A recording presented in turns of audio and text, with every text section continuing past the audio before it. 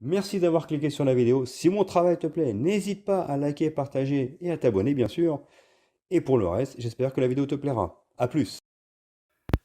Bonjour à toutes et à tous, c'est Stelly68, j'espère que vous allez bien les amis. Aujourd'hui, vidéo qui va prouver que les jeux Xbox au final étaient attendus par les joueurs PlayStation. Alors je précise que ce n'est pas une vidéo troll, c'est une vidéo qui montre tout juste des faits tout simplement.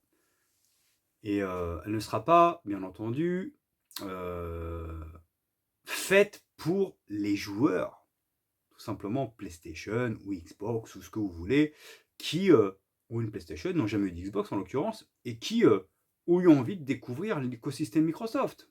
Pas du tout.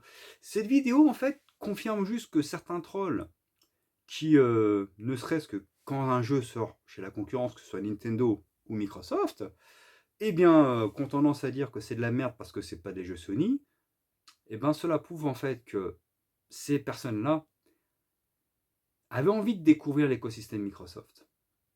Mais ils étaient trop fiers pour le dire. Et au final, j'estime et je considère que lorsque l'on est joueur, ben en fait, peu importe le support, ce qu'il faut, c'est s'amuser. Je vous parle donc des jeux Microsoft qui font un carton sur le PlayStation Store.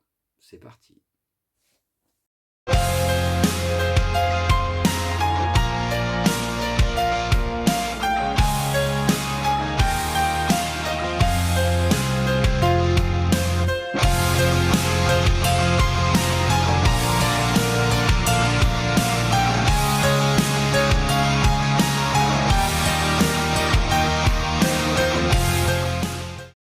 Et donc les amis, il semblerait que le PlayStation Store marche grâce aux jeux Xbox. Eh oui, et je n'invente rien, tout est là, les faits sont là.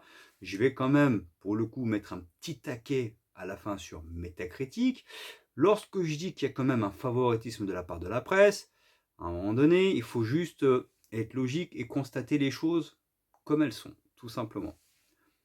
Donc, nous constatons aujourd'hui que les jeux que Microsoft a décidé de mettre, que ce soit sur Nintendo Switch ou sur PlayStation, bah au final, ils ont eu raison, parce que ça leur amène de l'argent supplémentaire, tout simplement. Ce sont des exclusivités qui ont eu, même pas qui ont fait leur temps, mais qui ont marché, qui ont eu leur succès sur Xbox. Et aujourd'hui, le fait de les mettre sur PlayStation ou Nintendo Switch va permettre de générer une manne supplémentaire d'argent, mais de plus, va permettre également d'attirer de nouveaux joueurs, parce que peut-être que les joueurs PlayStation qui ne connaissaient pas l'écosystème Microsoft, en jouant à ces jeux-là, vont dire tiens, en fait, c'est pas mal, j'achèterais bien Xbox pour jouer aux autres jeux, en l'occurrence les Halo, les Gears, Fable qui va arriver, Indiana Jones, Starfield. Ça va permettre aussi de découvrir les jeux Xbox qui ne sortiront pas sur PlayStation en l'occurrence. Je trouve que ça a été très malin de la part de Phil Spencer et de Microsoft de faire ça. Parce qu'on se rend compte que les titres comme Sea of Thieves, sorti quand même il y a plus de 7 ans sur Xbox, marche bien sur PlayStation. D'accord. De plus, il y a le cross-platform, donc c'est super. Ça permet au jeu d'avoir une durée de vie conséquente et de continuer à exister. Un jeu comme Hi-Fi Rush, il a son petit succès. Grounded a son petit succès. Pareil, avec le cross-platform, ça permet de pouvoir y jouer.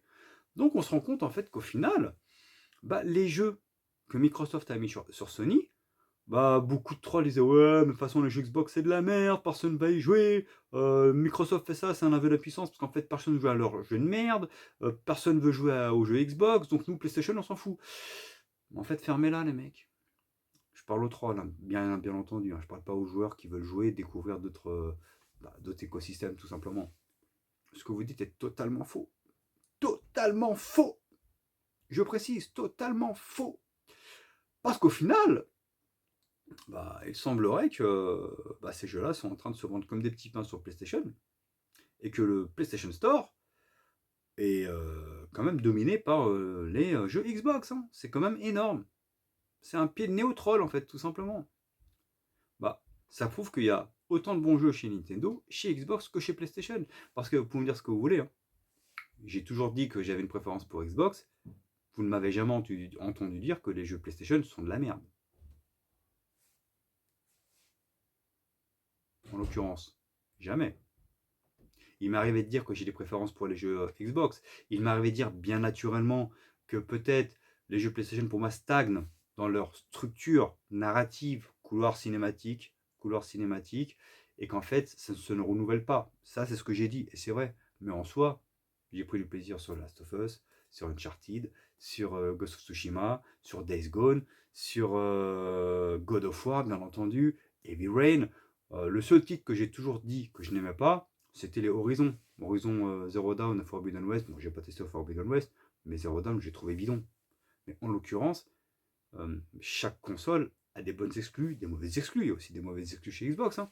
Mais ça prouve au final que les joueurs veulent découvrir l'écosystème Microsoft. Et ça va peut-être permettre à l'écosystème Microsoft, du coup, d'avoir de nouveaux joueurs qui vont peut-être, comme je vous le disais, acheter des consoles Xbox pour jouer à Gears, Halo, en l'occurrence, Forza. Ça peut se faire, ça peut être pas mal. Et avant de finir ces vidéos, parce que je ne vais pas non plus en parler pendant 107 ans, je vais revenir sur Metacritic. Quand je dis quand même que la presse est quand même corrompue comme pas possible, et que c'est quand même du foutage de gueule, lorsque Sea of Thieves était sorti sur Xbox et PC, regardez le Metascore, hein, et maintenant qu'il arrive sur PlayStation, d'un coup il passe à 85 Metacritic. C'est le même jeu. C'est le même jeu Xbox PC qui arrive sur PS5. Mais vu qu'il change de plateforme, d'un coup son Metacritic il a 85. Quand je vous dis que les journalistes dans l'ensemble, d'accord, les influenceurs, sont tous des merdes en fait, tout simplement. C'est tous des corrompus, c'est tous des mange-merdes. C'est la preuve par A plus B. Moi, ça me dérange pas que le jeu ait 85 sur PlayStation. Mais comment il fait pour avoir 85 sur PlayStation et 69 en fait sur les autres supports? À la base, c'est une exclusivité Xbox. Parce qu'il y a toujours eu ce problème. Un jeu exclusif Xbox sera toujours moins bien noté qu'un jeu exclusif PlayStation. Même si un jeu exclusif PlayStation qui sort, peut-être moyen, il aura toujours une note supérieure à un jeu Xbox. Et là, c'est la preuve par A plus B. Le jeu passe de Xbox à PlayStation, il est monté en flèche en métacritique. J'arrive pas à comprendre. Faites votre rôle de journaliste. Peu importe le support, notez le jeu pour ce qu'il est. Bande de branquignoles. Sur ce, je vous laisse.